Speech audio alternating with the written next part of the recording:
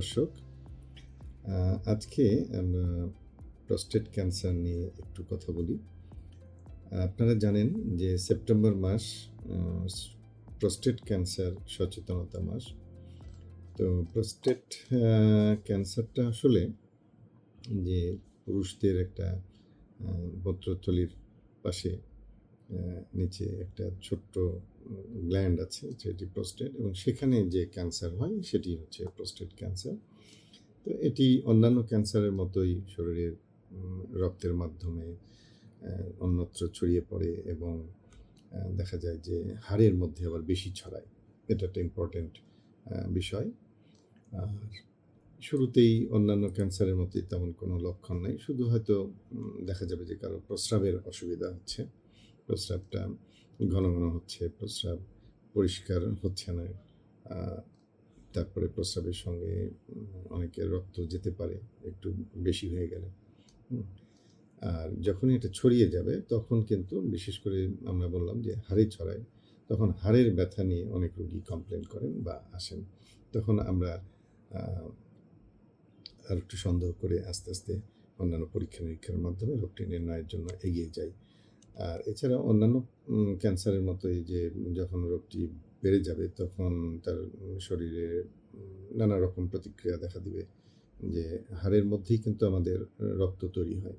তো দেখা যাবে যে রক্ত তৈরি হচ্ছে না, দুর্বল হয়ে যাচ্ছে, ওজন কমে যাচ্ছে, অস্বস্তি, দুর্বলতা, এরকম বিভিন্ন সমস্যা। এগুলো কিন্তু সব ক্যান্সারে বা অন্যান্য অনেক ক্ষেত্রেই হতে পারে। অন্যান্য ক্যান্সারের মতো এই ক্যান্সারেরও কিন্তু সুনির্দিষ্টভাবে বলা মুশকিল যেটি কেন হচ্ছে। তো যাদের হয়তো ফ্যামিলি হিস্ট্রি আছে তাদের মধ্যে ঝুঁকিটা বেশি। দেখা গেছে যে উত্তর ইউরোপ এবং উত্তর আমেরিকার এই দিকের মানুষের মধ্যে ক্যান্সারের সংখ্যা বেশি। আবার কৃষ্ণাঙ্গদের মধ্যে বেশি দেখা যায়। এরকম কিছু আঞ্চলিক ভেরিয়েশন আছে। আর মূলত যে বিষয়টি হয় সেটি হচ্ছে যে ক্যান্সারের কারণ হলো যে আমাদের শরীরের ভিতরে সবসময়ই কিছু না কিছু পরিবর্তন হচ্ছে।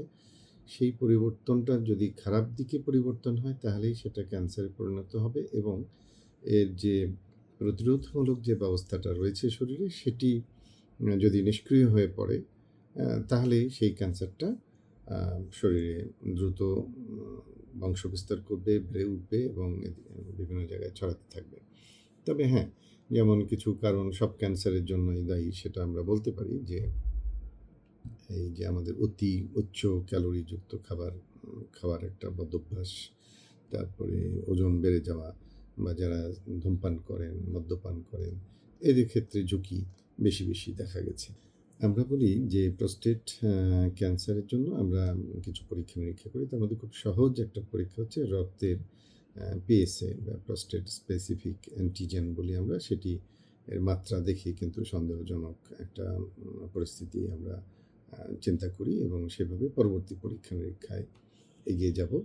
যদি আমরা দেখি যে প্রস্রাবের অসুবিধা হচ্ছে এবং PSA বেড়ে গেছে তাহলে সঙ্গে, সঙ্গে ডাক্তারের শরণাপন্ন হতে হবে, এবং আমরা একটা তার মলদ্বারের মধ্যে আঙুল দিয়ে একটা পরীক্ষা আছে যে ডিজিটাল রেকটাল এক্সামিনেশন, এটি করে প্রস্টেটের যে স্বাভাবিক যে আকৃতি এবং যে ফিলিংসটা সেইগুলোর জায়গায় কিছু অস্বাভাবিকত্ব লক্ষ্য করতে পারি। তখন আমরা বলব যে হ্যাঁ, এখান থেকে বায়োপসি করতে হবে এবং অন্যান্য যে সমস্ত পরীক্ষা যেমন MRI, সিটি স্ক্যান বা পেট সিটি স্ক্যান, এগুলো পরীক্ষার মাধ্যমে আমরা রোগের চিত্র, প্রকৃত অবস্থা এবং বিস্তার বা স্টেজ এটি নির্ধারণ করতে পারবো। এভাবে আমরা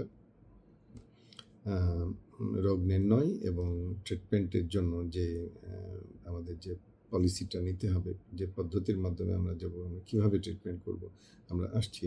তো সেই পরীক্ষা এবং নিশ্চিত হওয়ার পরে আমরা ট্রিটমেন্টের মধ্যে যাব। তখন আমরা বলব যে এটি কতগুলা আছে যে একটু লো গ্রেড, সেক্ষেত্রে কিছুদিন অবজারভেশনে রাখা যেতে পারে, কিংবা অস্ত্রোপচারের মাধ্যমে সার্জারি করে, অপারেশন, সার্জারির পরে রেডিওথেরাপি লাগে। তারপরে এটা যেহেতু হরমোন ডিপেন্ডেন্ট একটি ক্যান্সার, সেজন্য একটি প্রধান অংশ হচ্ছে যে হরমোনের মাধ্যমে চিকিৎসা। তো সেখানে অনেক রকমের অপশন আছে, সেগুলো একসঙ্গে একাধিক গ্রুপের ওষুধ কিংবা যেটি যার যেমন প্রয়োজন সেভাবে আমরা দিতে পারি। রেডিওথেরাপি একটা অত্যন্ত উপকারী প্রয়োজনীয় চিকিৎসা। সেগুলো ইদানিং এর সঙ্গে যুক্ত হচ্ছে ইমিউনোথেরাপি এবং যখন রোগটি শরীরের অন্যত্র বিশেষ করে লিভার বা এরকম ভিসারাল অর্গানে ছড়িয়ে পড়বে তখন কিন্তু কেমোথেরাপিতেও যেতে হবে। তো এইভাবে আমরা ট্রিটমেন্টের মাধ্যমে রোগীকে ভালো রাখতে পারি এবং হচ্ছে যে তার যে জীবনের যে আয়ু যে দীর্ঘায়িত করা, প্রলম্বিত করা এটি। মৃত্যু হবে যখন হবে তখন হবে কিন্তু তার কষ্টমুক্ত, ব্যথামুক্ত এবং একটি স্বাভাবিক জীবনযাপনে আমরা তাকে সাহায্য করতে পারবো।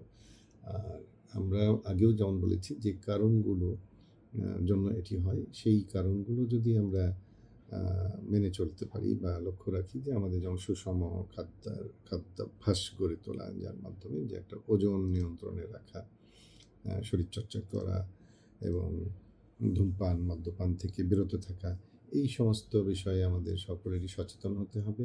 পাশাপাশি 50 বছর বয়স হলেই পুরুষদের এবং যাদের ফ্যামিলি হিস্ট্রি আছে তাদের আরও আগে থেকেই আমরা যে স্ক্রিনিং বলি অর্থাৎ ওই পিএসএ পরীক্ষাটি রক্তের সেটি কিন্তু শুরু করতে হবে এবং সেটি প্রথম ইঙ্গিত দেবে লক্ষণ দেওয়ার আগেই আমরা বুঝতে পারবো। তো এভাবে আমরা সচেতনতার মাধ্যমে আমরা নিজেদেরকে রক্ষা করতে পারবো এবং একটি জটিল রোগ থেকে সুস্থ থাকতে পারবো চিকিৎসার মাধ্যমে। ধন্যবাদ। ভালো থাকুন। সবাইকে অনেক ধন্যবাদ আবারও।